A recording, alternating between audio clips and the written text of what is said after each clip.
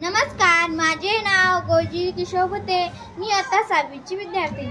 माझ्या शाळेचे नाव जिल्हा परिषद माध्यमिक शाळा पानकनेरका, तालुका सेनगाव, जिल्हा हिंगोली। या पुस्तकाचे नाव आहे चोरीची माया। पुस्तकाचे लेखक आहे बबन खंडागळे। या पुस्तकाची किंमत आहे फक्त 100 रुपये। आमच्या शाळेमध्ये पुस्तकाचे ग्रंथालय राबवण्यात आलेले आहे। मी तिथूनच घेतलेले आहे। हे पुस्तक खूप छान आहे वाचायला सुद्धा। तर मी तुम्हाला एक गोष्ट सांगणार आहे। गावात कबड्डीचा खेळ रंगला होता। एक गट होता परांगचा, तर दुसरा गट होता आणि हे सगळी शाळा खरी लेकरं होती। खेळण्यासाठी सुद्धा चांगली जागा होती।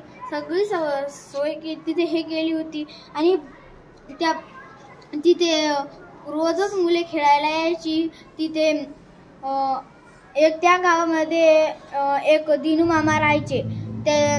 त्याचं एक छोटंसं घर होतं। त्याच्यासोबत एक त्याची मावशी सुद्धा राहत होती। त्यांनी त्याच्या घरकामासाठी एक मुलगी सुद्धा ठेवली होती। तिचे नाव होते बकुळा। आणि स्वयंपाक मावशी करायची आणि बाकी सगळी कामं बकुळा करायची। एके दिवशी बकुळा तिथे गेम म्हणजे लेकरांचा खेळ बघायला गेली होती। तर तिथे तिला भांडणाचा आवाज आला होता। तर ती त्या दिशेने पळाली आणि तिथे जाधवांचा मोठी बगीचा होती। त्या बगीच्यामध्ये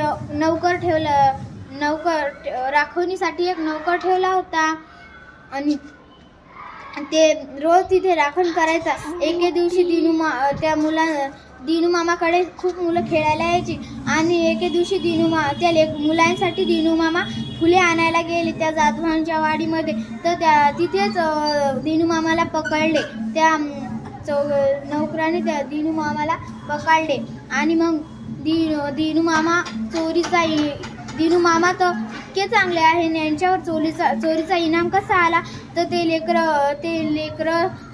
तिथे सगळे अर्धे गावकरी आले होते आणि ते म्हणाले दिनू मामा हे काम करतील, अशक्य नाही। तर त्यांना त्यांच्यावर विश्वास होत नव्हता, पण ते त्यांना विचारून घेत होते फुलं, पण तिथे कोणीच नव्हतं।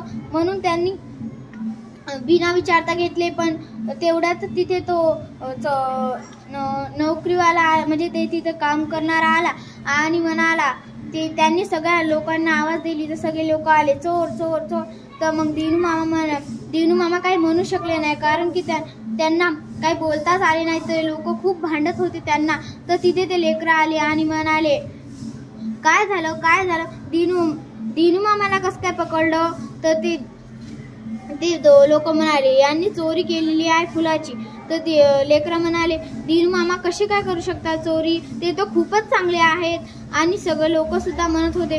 पण जाधव यांना मान्य करण्यासाठी ते लेकरं खूपच विनंती करत होते, पण त्या लोकांनी काही सोडले नाही। मग दिनू मामा त्या घरी आले आणि मग दुसऱ्या दिवशी दिनू मामा पशी सगळे लेकरं आले खेळण्यासाठी। तर दिनू मामांच्या खिशात रोजच गोळ्या राहायच्या खायच्या।